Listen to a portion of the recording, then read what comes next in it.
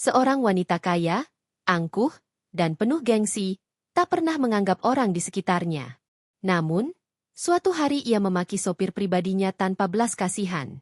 Ia tak tahu, pria itu menyimpan sebuah rahasia besar. Rahasia yang membuatnya terdiam, menangis, bahkan bersujud penuh penyesalan. Simak kisah ini sampai habis. Ambil hikmahnya dan jangan lupa tekan tombol like agar pesan kebaikan ini bisa sampai ke lebih banyak orang. Semoga hati kita selalu dijaga dalam iman kepada Allah. Assalamualaikum, teman-teman Life Story ID. Tulis di komentar kalian nonton dari mana? Jakarta, Surabaya, Makassar, Medan, atau dari luar negeri? Malam ini kita mulai sebuah kisah yang mungkin bikin kita berhenti sebentar dan menatap ke dalam. Nadia lahir dari keluarga yang membangun namanya dengan keringat generasi sebelumnya. Di rumah besar berlantai marmer, langkahnya mantap bukan karena hak sepatu, melainkan rasa yakin bahwa dunia selalu menyingkir untuknya. Ia pengusaha muda yang menang di banyak meja. Meja rapat, meja negosiasi, bahkan meja makan keluarga, tempat ia terbiasa mengarahkan obrolan ke rencana besar berikutnya. Pagi itu sinar matahari memotong tirai krem dan jatuh tepat ke meja kerja yang penuh berkas. Kita masuk pasar itu pekan depan. Tidak ada alasan terlambat. Suaranya dingin melalui panggilan video. Beberapa kepala di layar mengangguk ragu. Bagi Nadia, ragu adalah kata yang tidak boleh hidup di kamus timnya. Laptop tertutup. Ia menatap cermin tinggi di sudut ruangan. Riasan rapi, rambut disisir tanpa sehelai pun lepas. Kau tidak boleh goyah, bisiknya, seperti mantra yang ia ulang sejak bertahun-tahun. Di lantai bawah, asisten rumah tangga menunduk saat ia lewat. Bukan takut dihukum, tapi tahu bahwa keheningan adalah bagian dari standar profesional versi Nadia. Sarapan tersaji, roti panggang, buah potong, kopi hitam. Ia hanya menggigit kecil, lebih karena ingin menang dari waktu dibanding urusan diet. Pintu utama terbuka. Sedan hitam mengilap menunggu. Sopir baru, Raka, berdiri menunduk. Kemeja abu sederhana, celana hitam, sepatu disemir secukupnya. Wajahnya bersih, ada garis lelah, tapi juga keteduhan yang aneh, tidak cocok dengan ritme rumah ini. Selamat pagi, Bu, sapanya. Nadia mengangguk. Kantor. Mobil bergerak. Di kursi belakang, jemari Nadia menari di atas ponsel, menandai angka-angka yang tak masuk akal menurutnya. Jangan ambil jalur itu, ucapnya tanpa menoleh. Raka mengoreksi arah dengan halus. Tangannya mantap di kemudi, matanya tenang memantau cermin. Sebuah motor menyalip ugal-ugalan. Klakson meraung. Pengendara seperti itu harusnya tidak diberi SIM, gumam Nadia. Raka tak membalas. Napasnya tetap teratur, seolah ada jam lain yang berdetak di dalam dirinya. Di lampu merah, pedagang tisu mengetuk. Nadia mengangkat alis tipis. Kode untuk jangan. Raka menatap pedagang itu sepersekian detik, lalu kembali lurus. Lampu hijau, melaju. Bapak sudah berapa lama menyetir? Tanya Nadia. Cukup lama, Bu. Cukup lama itu kapan? 2 tahun? 5. Sekitar itu, Bu. Jawaban menggantung. Saya membayar mahal untuk kepastian, bukan kira-kira, potongnya. Baik. Hanya itu. Jawaban yang tidak membuka ruang debat. Anehnya, justru membuat Nadia merasa seperti melempar batu ke telaga tanpa riak. Basement kantor. Raka memutar setir halus, parkir seperti menaruh gelas di meja kaca. Ia bergegas membukakan pintu. Gerak refleksnya menggeser posisi tubuh seolah siap jadi penahan jika Nadia terpeleset. Rasa aman itu menyentuh sesuatu yang tak ingin Nadia akui. Saya pulang larut. Standby. Siap, Bu. Lift menutup. Di cermin lift, wajah yang sama menatapnya. Tajam, rapi, tetapi di baliknya ada lelah tipis yang tidak ia izinkan tumbuh. Ini harimu, gumamnya. Dunia kembali menjadi lomba lari yang harus ia menangkan. Siang nanti, Raka menunggu di lobi. Dan untuk pertama kalinya, diam Raka akan terasa bukan kekosongan, melainkan isyarat yang tidak bisa Nadia abaikan. Ruang rapat lantai 20. Dinding kaca, cahaya menerobos tanpa ampun. Nadia memimpin dengan nada tak terbantahkan. Agenda dipaku satu persatu. Kita revisi timeline, percepat Kia, tutup celah negosiasi, katanya. Tim bergerak, beberapa mengangguk, beberapa menelan keberatan. Keluar ruangan, waktu mepet. Sudirman, setengah jam, perintahnya ketika masuk mobil. Jalanan padat merayap. Ambil kanan, potong lewat belakang hotel. Instruksinya sambil menunjuk. Di sana padat, Bu. Lebih baik, saya tidak minta pendapat, potong Nadia. Raka patuh.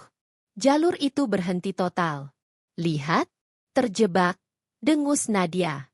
Raka tetap diam, tangan di kemudi stabil, tidak bereaksi pada sindiran. Seorang pengemis mengetuk kaca. Nadia menggeleng halus. Raka menoleh sepersekian detik, sorot matanya mengandung empati yang tidak berisik. Mobil bergerak lagi. Di lampu merah berikut, bocah menawarkan minuman dingin. Senyum lebar, napas terengah. Raka hampir menurunkan kaca. Nadia lebih cepat. Tidak, kita tidak butuh. Bocah itu berlalu, tapi sempat bertukar pandang dengan Raka. Ada pengertian yang tidak sempat jadi tindakan.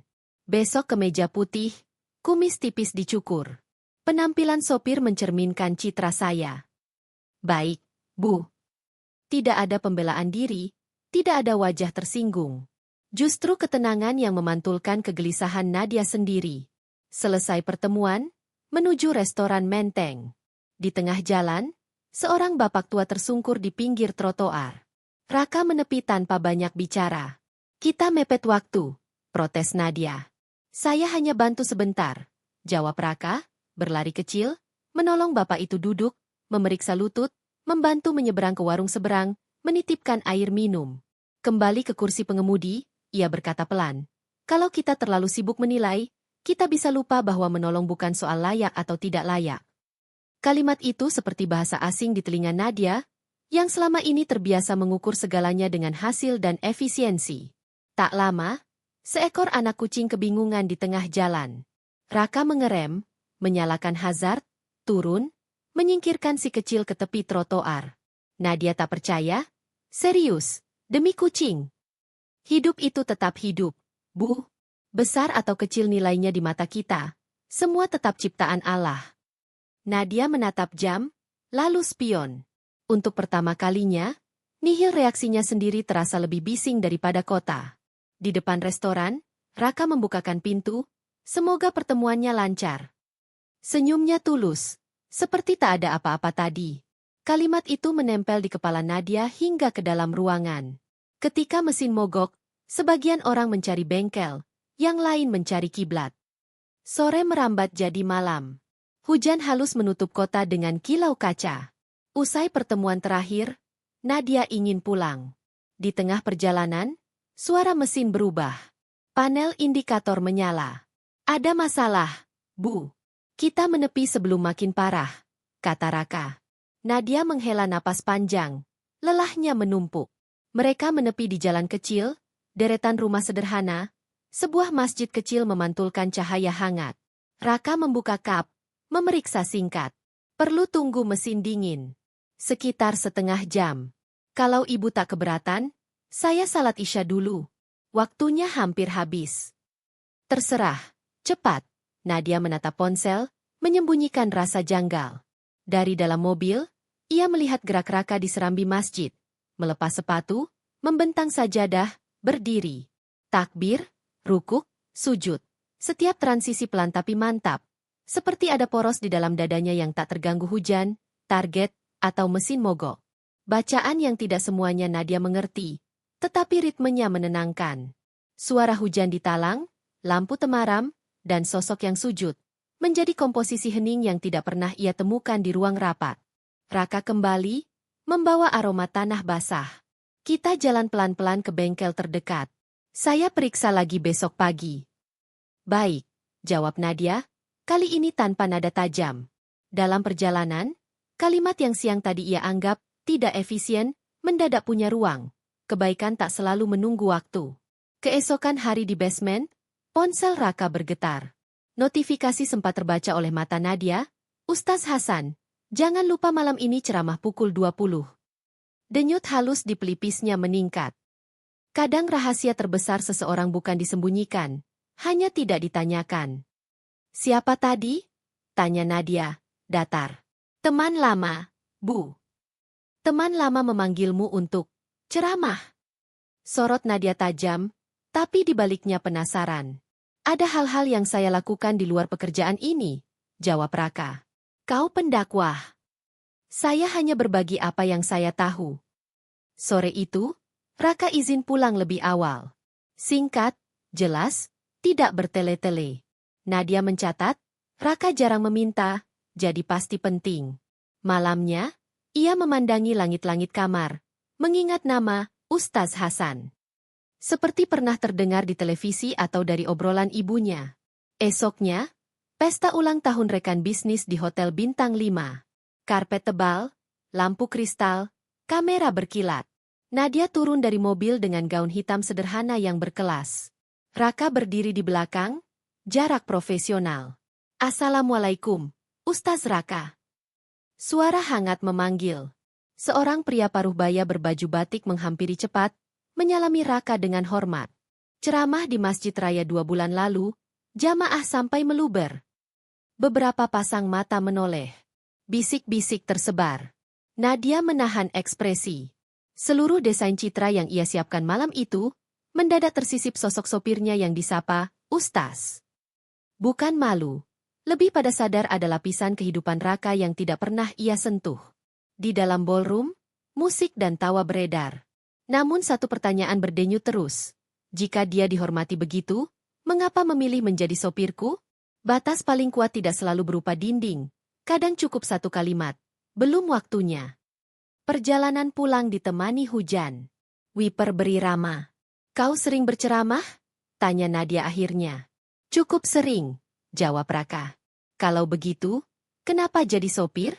Orang yang sanggup berdiri di mimbar biasanya tak memilih pekerjaan seperti ini. Ibu melihat pekerjaan ini rendah. Raka menoleh sepersekian detik, kembali ke jalan. Nada suaranya tanpa tuduhan, hanya bertanya. Nadia tercekat. Bukan rendah, hanya tidak sejalan. Kadang yang kita pilih bukan yang orang lain kira masuk akal, ucap Raka. Ada alasan pribadi, dan ada hal yang lebih baik disampaikan di waktu yang tepat. Jawaban itu menutup rapat pintu, bukan dibanting, tapi dikunci dengan tenang. Nadia, yang terbiasa menekan orang hingga bicara, mendadak kehabisan cara. Ia menatap punggung Raka, merasakan ada wadah besar di dalam diri pria ini, tempat ia menyimpan sesuatu yang tidak ia pamerkan. Hening memanjang. Suara hujan terdengar seperti spasi di antara kalimat-kalimat yang belum diucapkan. Mobil berhenti di rumah. Kau benar-benar penuh misteri. Ya, kata Nadia sebelum turun. Raka mengangguk sopan. Belum sempat pintu menutup rapat, telepon berdering keras. Ketika kabar buruk datang, gengsi selalu orang pertama yang tumbang. Bu, ini dari rumah sakit. Ayah Anda masuk UGD, kondisinya kritis. Dunia Nadia menyempit jadi satu lorong panjang menuju UGD. Jemarinya gemetar menekan kontak Raka. Ke rumah sekarang. Cepat. Mobil datang lebih cepat dari perkiraan. Lampu hazard berkedip di bawah derasnya hujan. Ayah? UGD Bina Kasih. Suara Nadia pecah. Baik, Bu. Raka tidak bertanya detail. Ia menaklukkan jalan basah dengan hati-hati, menghindari aquaplaning, tapi tetap sigap. Di lampu merah, Nadia hampir meledak. Takut, cemas, marah pada keadaan. Tarik napas dalam-dalam, Bu, kata Raka, tak menoleh. Takdir di tangan Allah. Kita ikhtiar dan berdoa. Kalimat itu membelah kepanikan seperti cahaya tipis di kabut tebal. Rumah sakit, bau antiseptik, dingin AC, suara roda berangkar. Dokter keluar sebentar, kami butuh doa keluarga. Mohon menunggu. Nadia terduduk di kursi. Raka duduk di samping, tidak terlalu dekat, tidak juga terlalu jauh. Ayo, Bu, kita doakan bersama, ucapnya pelan. Doa meluncur dari bibir Raka. Nadia tidak hafal semua, tapi ia menunduk. Air mata akhirnya jatuh, meruntuhkan tembok-tembok keras yang selama ini ia bangun. Waktu bergerak lambat. Setiap pintu UGD terbuka membuat dadanya berhenti sejenak. Pintu terbuka. Kondisi ayah stabil untuk saat ini, kata dokter. Lega menerpa, tapi kaki Nadia masih goyah. Seorang kerabat datang, dan langsung menatap Raka dengan mata berbinar. Subhanallah, jadi benar ini kamu, Nak Raka. Kadang yang mengungkap jati diri kita bukan mulut kita sendiri, melainkan orang yang pernah ditolong. Pak Rahman, kerabat keluarga, menyalami Raka erat. Terakhir kau ceramah di pesantren kita. Santri sampai duduk di luar aula. Aku ingat kau murid almarhum Kiai Mahfud. Masih sama rendah hatinya. Kata-kata itu memukul lembut dada Nadia. Pesantren, santri, Kiai Mahfud. Nama-nama yang selama ini hanya lewat di telinganya, kini menyusun mosaik tentang siapa Raka sebenarnya. Raka menunduk. Semua karena izin Allah, Pak. Saya masih belajar. Nadia menatap lantai. Ia mengingat satu-satu. Perintah dinginnya, koreksi soal kumis, penolakan pada pedagang kecil, tawa tipis saat Raka menyingkirkan anak kucing. Mendadak semuanya jadi cermin yang memantulkan kekosongannya sendiri. Keluarga diizinkan melihat ayah dari balik kaca. Ayah terbaring, tetapi matanya terbuka, senyum tipis. Raka berdiri paling belakang, tanpa ingin mengambil panggung dari keluarga. Nadia meliriknya lama-lama. Bagi sebagian orang, ketenangan itu biasa. Bagi Nadia yang hidupnya selalu berpacu, ketenangan adalah misteri sekaligus undangan. Fajar pecah. Ayah dipindah ke ruang rawat. Saat menggenggam tangan putrinya, ia berbisik, jaga hatimu. Dan, jaga dia kalau bisa. Tidak semua pintu dibuka oleh kunci. Ada pintu yang hanya terbuka oleh kata, maaf. Koridor sepi. Lampu neon mendesis pelan. Aku minta maaf, Raka, kata Nadia akhirnya. Aku salah menilaimu. Salah cara bicara. Salah cara melihat. Tidak perlu, Bu. Saya mengerti, jawab Raka. Tidak. Kau tidak mengerti. Aku merasa berhak mengatur penampilanmu, caramu bekerja. Lalu aku lihat siapa kamu semalam. Kau sabar. Kau tidak membalas keburukan. Hidup ini singkat, ucap Raka. Kalau kita sibuk membalas setiap luka, kita lupa memperbaiki diri. Allah selalu membuka jalan bagi yang mau kembali. Kata-kata itu seperti air yang menyiram batu panas di dada Nadia. Aku ingin belajar. Bukan sekadar sopan santun. Aku ingin mengerti arah hidup. Kalau itu keinginan ibu, pintunya selalu terbuka. Yang penting langkahnya tulus, ujar Raka. Sejak hari itu, perjalanan ke rumah sakit menjadi kelas kecil. Raka jarang menasihati, lebih banyak memberi contoh, memberi jalan pada pejalan kaki, menahan klakson, mengucap terima kasih pada petugas parkir. Hal-hal kecil yang menyusun ketenangan besar. Senja keemasan menutup kota.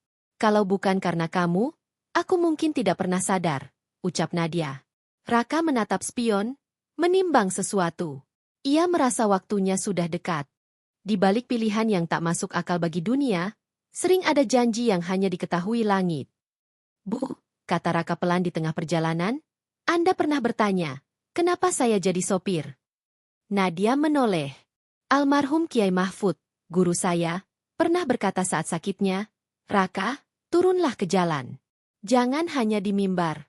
Ilmu harus menyentuh yang tergesa, yang letih, yang marah. Bawalah adab ke tempat yang tak sempat diajari adab.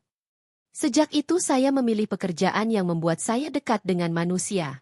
Menyetir, mengantar, menunggu. Di situ saya bertemu wajah-wajah yang tak sempat menata diri. Saya belajar banyak, tentang sabar, tentang menahan diri, tentang tidak menghakimi cepat. Dan, ada alasan lain, lanjutnya. Ibu saya dulu sakit. Saya ingin pekerjaan yang memungkinkan saya menemaninya kapanpun. Sopir memberi saya ruang itu. Setelah beliau tiada, janji pada guru belum selesai.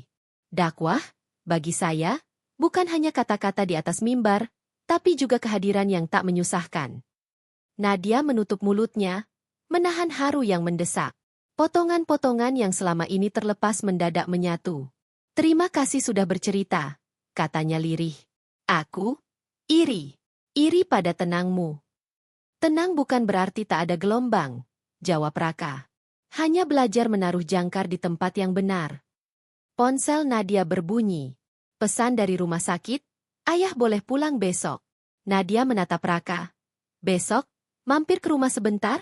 Ayah ingin mengucapkan terima kasih. Kadang puncak sebuah kisah bukan sorak kemenangan, melainkan sujud yang membuat langit terasa dekat.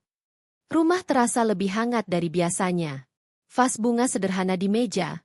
Jendela dibuka sedikit agar angin membawa suara burung sore. Ayah duduk di kursi favorit. Tubuhnya masih lemah, tapi matanya hidup. Terima kasih, Nak Raka, katanya. Aku minta, bantu anakku melihat sekeliling. Ia sering terlalu cepat. Nadia berdiri, menatap ayah dan Raka bergantian. Aku ingin berubah. Aku mulai dari hal kecil, belajar menyapa, melambat saat menyetir, dan berhenti menilai orang dari pekerjaannya. Malam itu keluarga menggelar doa syukur sederhana. Raka memimpin singkat, tanpa khotbah panjang, hanya satu kalimat yang merangkum semua, jangan menunggu lapang untuk berbuat baik. Justru kebaikan yang melapangkan.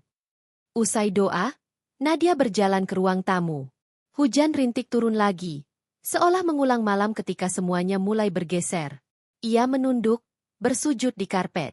Air mata jatuh, bukan karena kalah, melainkan karena pulang ke ruang hati yang lama ia tinggalkan. Esok-esoknya, mobil yang sama melaju di rute-rute lama. Bedanya, ada hati yang lebih pelan memilih. Nadia kini yang meminta berhenti untuk menolong ibu-ibu menyeberang, atau sekadar membeli sebotol minuman dari bocah di lampu merah.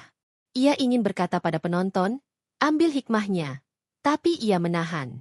Ia memilih memulai dari tindakan yang bisa dilihat orang-orang terdekatnya terlebih dahulu. Sebuah email masuk, undangan menjadi pembicara, etika bisnis empati, bersama Ustaz Raka. Nadia menatap layar, tersenyum. Perjalanan baru bukan tentang jatuh bangun perusahaan, melainkan tentang bertumbuh sebagai manusia.